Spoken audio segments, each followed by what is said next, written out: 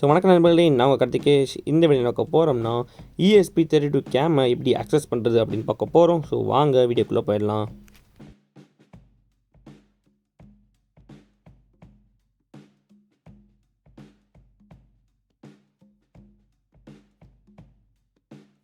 So இந்த டுட்டோரியலுக்கு நம்ம என்னென்ன திங்ஸ் வேணும் அப்படின்னா, இந்த ESP32 கேம் மாடியூல், இது வந்து AI திங்கருங்கிற மாடியூலு. நெக்ஸ்ட்டு வந்து ஒரு சின்ன பிரெட் போர்ட். அண்ட் தென் நம்மளுக்கு என்ன தேவை அப்படின்னா, ஒரு FTDI மாடியூல். இது ஒரு மாடியூல். இந்த மாடியூல் யூஸ் பண்ணி நம்ம வந்து ESP32 கேமை ஆர்டினோ சாஃப்ட்வேர் யூஸ் பண்ணி ப்ரோக்ராம் பண்ண போகிறோம். ஸோ இந்த மாடியூல். Next jumper wires. இது வந்து மேல் டு ஃபீமேல் ஜம்பர் வயர்ஸ். அதுக்கப்புறம் ஒரு மேல் டு மேல் ஜம்பர் வயர் தேவைப்படும். அது நம்ம ஒரு ரீசெட் பட்டன், இது ஒரு பட்டன் இருக்கும், நம்ம ஏற்கனவே ஒரு வீடியோவில் சொல்லியிருப்போம். அந்த ரீசெட் பட்டனை இது பண்ணுறதுக்காக ஒரு மேல் டு மேல் jumper wire. So tutorial start பண்ணிடலாம். ஃபஸ்ட்டு வந்து ESP32 கேம் வந்து பிரெட் போர்டில் ஃபிக்ஸ் பண்ணிடுங்க. அதுக்கப்புறம் என்ன பண்ணுறோன்னா, நம்ம அந்த FTDI மாடியூல் சொன்னேன் பார்த்தீங்களா, இதுவே இந்த மாடியூல்னு சொன்னால் நான் ப்ரோக்ராமர் அப்படின்னு சொல்லலாம். இந்த ப்ரோக்ராமில் நம்ம வந்து மேல் டு ஃபீமேல் ஜம்பர் வயர்ஸ் வந்து மாட்டிடலாம். இதில் வந்து ஆக்சுவலி 1 2 3 4 5 6 பின்ஸ் இருக்கும். நம்ம வந்து இந்த 1 2 3, அதாவது லெஃப்ட்டில் ஒரு பின் விட்டுட்டு 3 பின்ஸ் யூஸ் பண்ணுவோம். அப்புறம் ஒரு பின் விட்டுட்டு ரைட் சைடில் ஒரு பின் யூஸ் பண்ணுவோம். ஸோ இந்த மாடியோட பின்னோட்ஸ் பார்த்தீங்கன்னா VCC, TXRX, அதுக்கப்புறம் கிரவுண்ட் இருக்கும். நம்ம அது மட்டும் தான் யூஸ் பண்ண போகிறோம். ஸோ அதுக்கு மட்டும் நம்ம ஜம்பர் வயர்ஸை மாற்றிடலாம், மேல் டு ஃபீமேல் ஜம்பர் வயர்ஸை. ஓகே, லெஃப்ட்டில் ஒரு பின் விட்டுட்டு 2 வயர்ஸ் மாட்டியாச்சு. நெக்ஸ்ட் ஒரு பின் விட்டுட்டு இன்னொரு வயர் மாட்டுவோம். 3 வயர்ஸ் மாட்டிட்டு லாஸ்ட் ஒரு வயர் மாட்டுவோம். கிரவுண்ட், RX, TX, அப்புறம் 5 வோல்ட் வரும். அதை வந்து நம்ம எப்படி பண்ண போகிறோம்னா, ESP32 கேமோட இது நான் சர்க்யூட் டயக்ராம் வந்து லிங்க் வந்து டிஸ்கிரிப்ஷனில் கொடுக்குறேன், வீடியோ லிங்க் காமிக்கிறேன். ஸோ அந்த மாதிரி பார்த்து சர்க்யூட் டயக்ராம் வந்து வயரிங் பண்ணிடுங்க. ஃபஸ்ட்டு என்ன பண்ணுறோன்னா, அதோட கிரவுண்ட் வந்து கிரவுண்டில் மாட்டிடலாம். நெக்ஸ்ட்டு வந்து அதில் என்ன இருக்குன்னா, இந்த 2 வயர்ஸ் என்ன சொன்ன பார்த்தீங்கன்னா, TXRX இருக்கும் பார்த்தீங்களா, கிரவுண்ட், அப்புறம் அந்த 2 வயர்ஸை மாட்டிடுவோம். அதுக்கப்புறம் நம்ம 5 வோல்ட்டை மாட்டிடலாம் ESP32 கேமோட. அண்ட் தென் லாஸ்ட்டாக அந்த மேல் டு மேல் ஜம்பரை யூஸ் பண்ணி நம்ம வந்து ரீசெட் பட்டன் மாட்டோம் பார்த்தீங்களா, அந்த மாதிரி மாட்டோம் நம்ம வந்து. ஓகே, இப்போதைக்கு வயரிங் முடிஞ்சிருச்சு. நெக்ஸ்ட் நம்ம வந்து ப்ரோக்ராமிங் பண்ணுறதுக்கு நம்ம ஆர்டினோ நானோ யூஸ் பண்ணுற கேபிள் வந்து இதில் நம்ம யூஸ் பண்ணணும். ஸோ இது ஆர்டினோ நானோ கேபிள். இந்த டேட்டா நம்ம வந்து FTD அந்த ப்ரோக்ராமர்லேருந்து மாட்டிடலாம். அதுக்கப்புறம் இன்னொரு USB பார்ட்டை வந்து நம்ம லேப்டாப் இல்லை PCயில் மாட்டிடலாம்.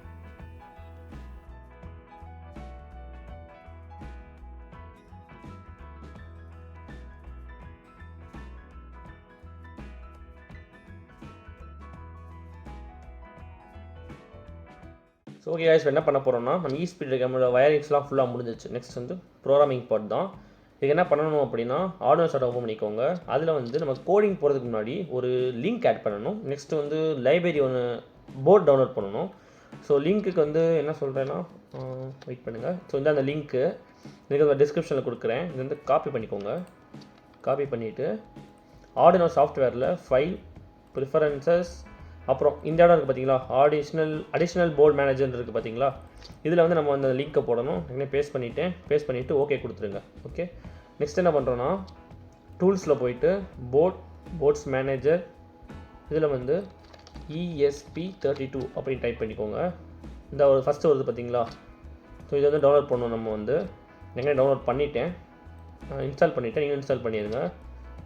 நெக்ஸ்ட்டு டூல்ஸ் போயிட்டு போர்ட்ஸ் போனதுக்கப்புறம் என்ன வரும் அப்படின்னா, இங்கே பார்த்தீங்கன்னா நம்மளுக்கு வந்து கீழே ESP32 வரும். வந்தக்கப்புறம் rover module, ESP3 rover module. Actually இவ்வளோ மாடியூல்ஸ் இருக்குது. நம்மளுக்கு வந்து இந்த ரோவர் மாடியூல் வந்து செலக்ட் பண்ணிக்கலாம். செலக்ட் பண்ணிவிட்டு திருப்பி டூல்ஸ் போய்க்கோங்க. இந்த செட்டிங்ஸ் வந்து நம்ம சேஞ்ச் பண்ண வேண்டியிருக்கும். அப்லோட் ஸ்பீடை வந்து 115200 மாற்றிடுங்க.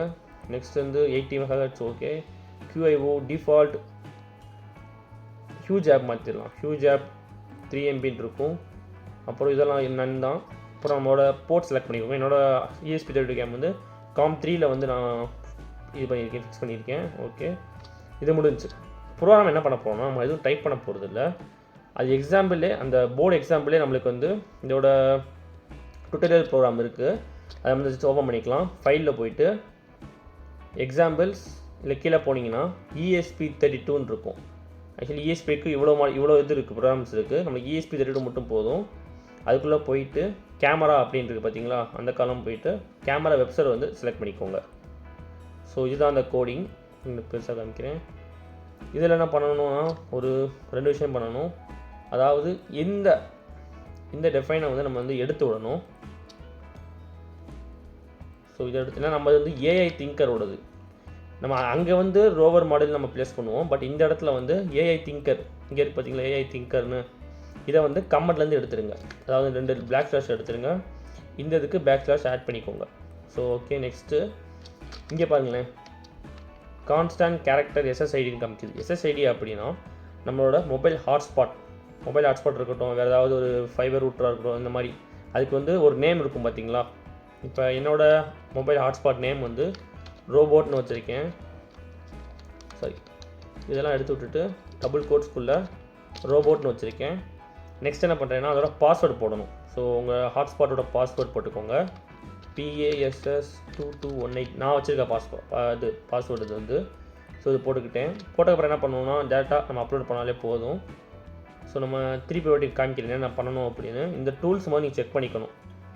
இந்த டூல்ஸில் வந்து இந்த ஃபங்க்ஷன்ஸ் நீங்கள் செக் பண்ணிக்கணும். ரோவர்டு மாடியூல் 115200 80 MHz QIO ஹியூஜ் இதெல்லாம் செக் பண்ணிக்கோங்க. இப்போ நம்ம அப்லோடு கொடுத்துடலாம். சில பேருக்கு வந்து இந்த மாடியூல்ஸில் வந்து அப்லோட் பண்ணும்போது சில எரர்ஸ் வரும். அது எப்படி நம்ம வந்து சார்ட் அவுட் பண்ணணும் அப்படின்னா ஃபஸ்ட்டு வந்து வயரிங் பார்த்துக்கோங்க. நெக்ஸ்ட் என்ன பண்ணுறீங்கன்னா அப்லோட் ஆகிறதுக்கு முன்னாடி அந்த ஒரு ரீசெட் பட்டன் இருக்கும். இந்த ESP32 கேமில் ஒரு ரீசெட் பட்டன் இருக்கும். இந்த ESP32 கேமில் ரீசெட் பட்டன் இருக்கும். அதை நீங்கள் வந்து ஜஸ்ட் இந்த ஸ்க்ரூ டிரைவர் அப்படி இல்லைனா ஜப்பர் கேபிளால் நீங்கள் வந்து ப்ரெஸ் பண்ணுங்கள். அது வந்து ஒரு அப்லோடிங் மோடில் மாறிடும். ஸோ இங்கே பாருங்கள், நம்மளுக்கு கீழே வந்து ஸ்டார்டிங்கில் வந்து அதுவாகவே கனெக்ட் ஆகிடும். நம்ம மொபைல் ஹாட்ஸ்பாட்டுக்கு கனெக்ட் ஆகிடும். ஆஃப் பண்ணக்கூடாது. கனெக்ட் பண்ணக்கப்புறம் இங்கே வந்து நம்மளுக்கு வந்து ப்ராசஸ் ஓடிக்கிட்டு இருக்கும். இதில் 1லேருந்து 100 வரைக்கும் ஓடிக்கிட்டு இருக்கும். ஸோ ஓடினதுக்கப்புறம் நம்மளுக்கு நெக்ஸ்ட் ப்ராசஸ் பார்க்கலாம். A few moments later. So okay guys, இங்கே பாருங்கள், நம்மளுக்கு வந்து 100 வரைக்கும் முடிஞ்சிருச்சு. இந்த இடத்துல 100 வரைக்கும் முடிஞ்சிருச்சு. அதுக்கப்புறம் இடத்துல ஹார்ட் ரீசெட்டிங் வியா RTS பின்னு இருக்குது பார்த்தீங்களா. நம்ம கனெக்ட் பண்ணும்போது என்ன பண்ணியிருப்போம்னா ஒரு 2 வயர் இப்படி கொடுத்துருப்போம். உங்களுக்கு ஸ்க்ரீனில் தெரியுதான்னு தெரியல. இந்த 2 வயர் கொடுத்துருக்கோம் பார்த்தீங்களா. இது வந்து ரிமூவ் பண்ணிக்கலாம். இதை ரிமூவ் பண்ணிவிட்டு என்ன பண்ணணும் அப்படின்னா சீரியல் மானிட்டர் ஓப்பன் பண்ணிக்கோங்க. இந்த இடத்துல ஓரமாக சீரியல் மானிட்டர் இருக்கும். அப்படி இல்லைன்னா டூல்ஸில் போயிட்டு சீரியல் மானிட்டர்னு இருக்கும் இந்த இடத்துல. ஏன்னா Ctrl+Shift+M கொடுக்கலாம். ஓப்பன் பண்ணிவிட்டு ஓப்பன் பண்ணிவிட்டு இந்த இடத்துல ரேட் இருக்கும் பார்த்தீங்களா, பாட் ரேட் இருக்கும். இது வந்து 115200 கொடுத்துக்கோங்க. ஏன்னா நமக்கு வந்து இது வராது, அவுட்புட் சரியாக வராது. நெக்ஸ்ட் என்ன பண்ணுறோன்னா ஏதாவது வயர் ஏன் சொன்ன மாதிரி தான் இந்த கீழே ரீசெட் பட்டன் வந்து நம்ம அமுக்கணும் இந்த இடத்துல.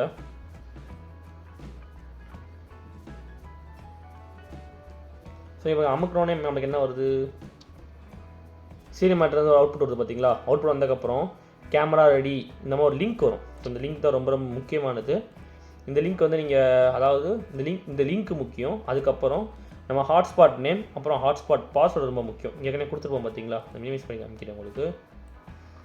உங்களோட ஹாட்ஸ்பாட் நேமு, இந்த ஹாட்ஸ்பாட் நேம் அப்புறம் ஹாட்ஸ்பாட்டோட பாஸ்வேர்டு அண்ட் டேரெக்டாக இது வந்து அதுக்கு ஒய்ஃபையோட கனெக்ட் ஆகிடும் நம்மளுக்கு. இதில் என்னோட அட்வான்டேஜ் அப்படின்னு பார்த்தீங்கன்னா நம்மளுக்கு வந்து இதில் டேட்டா தேவைப்படாது. நீங்கள் ஜஸ்ட்டு வந்து மொபைல் டேட்டா ஆஃப் பண்ணிவிட்டு நீங்கள் ஹாட்ஸ்பாட் அப்புறம் இது மட்டும் யூஸ் பண்ணாலே போதும். ஹாட்ஸ்பாட் மட்டும் ஆன் பண்ணாலே போதும். இது டேரெக்டாக கனெக்ட் ஆகிரும். கனெக்ட் ஆனதுக்கப்புறம் இந்த லிங்க் யூஸ் பண்ணிங்கன்னா உங்களுக்கு வந்து ஸ்க்ரீன் நம்ம பார்க்கலாம். ஸோ இப்போ வெயிட் பண்ணுங்கள், நான் உங்களுக்கு காமிக்கிறேன்.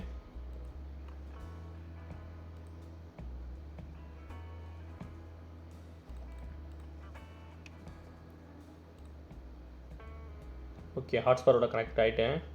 இப்போ கம்ப்யூட்டர் ஹாட்ஸ்பாட்டோட கனெக்டில் இருக்குது. இந்த ESP32 கனெக்டில் இருக்குது. குரோம் போய்க்கலாம்.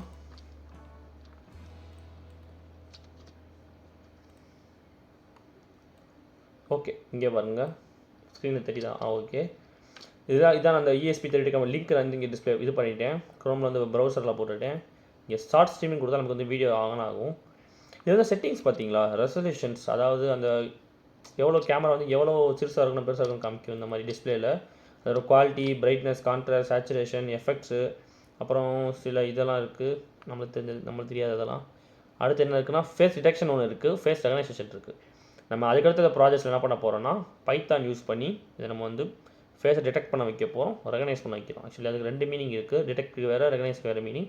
நம்ம அடுத்தது வீடியோவில் பார்க்கலாம் இதை பற்றி. நம்ம ஷார்ட் ஸ்ட்ரீம் கொடுத்துடலாமா? ஓகே. ஸோ இங்கே பாருங்கள், இந்த இடத்துல மேலே நம்ம சாமி போடலாம் தெரியுது. ஸோ தெரியுதா உங்களுக்கு? ஹாய், இன்னும் எடுத்து காம்போம். ஸோ இதுதான் அந்த ESP32 கேம். ஓகே, எல்லாருக்கும் தெரியுதுன்னு நினைக்கிறேன். இதில் இன்னொரு அட்வான்டேஜ் என்னென்னா, ஏற்கனவே 2 அட்வான்டேஜ் சொன்னேன்னா, அதாவது ஒரு ஹாட்ஸ்பாட் தேவையில்லை. அப்புறம் 2வது அட்வான்டேஜ் தான் இது என்ன அப்படின்னா, இங்கே இத்தனை வேறு கனெக்ட் பண்ணியிருக்கோம் பார்த்தீங்களா, இந்த இத்தனை வயர் வந்து ஆக்சுவலி தேவைப்படாது. இதில் வந்து பாசிட்டிவ் அண்ட் நெகட்டிவ் மட்டும் 2 வயர்ஸ் இருக்கும். இருங்க, எந்த வயர்? ஓகே, ரைட்டாக எடுத்துடுச்சு. இதில் நம்ம எடுத்து வயர் கொடுக்காம வச்சுருக்கோம். ஸோ என்ன பண்ணுறோம் அப்படின்னா, இந்த வயர்ஸை ரிமூவ் பண்ணலான்னு சொன்னேன் பார்த்தீங்களா, நம்மளுக்கு வந்து இங்கே பாசிட்டிவ் வயரு, அதாவது உங்கள் ஸ்க்ரீனில் காட்டுறேன், பாசிட்டிவ் வயர் நெகட்டிவ் தான் தேவை. இதை ரிமூவ் பண்ணிங்கன்னா உங்களுக்கு அதுக்கும் ஒர்க் ஆகும். இது நீங்கள் வந்து நம்ம இப்போ ஒரு மாடியில் கனெக்ட் பண்ணியிருக்கோம் பார்த்தீங்களா, அது தேவைப்படாது. ஜஸ்ட் நம்ம இப்படி கனெக்ட் பண்ணாலே போதும். இவங்க 2 பேர் சேர்ந்துடக்கூடாது.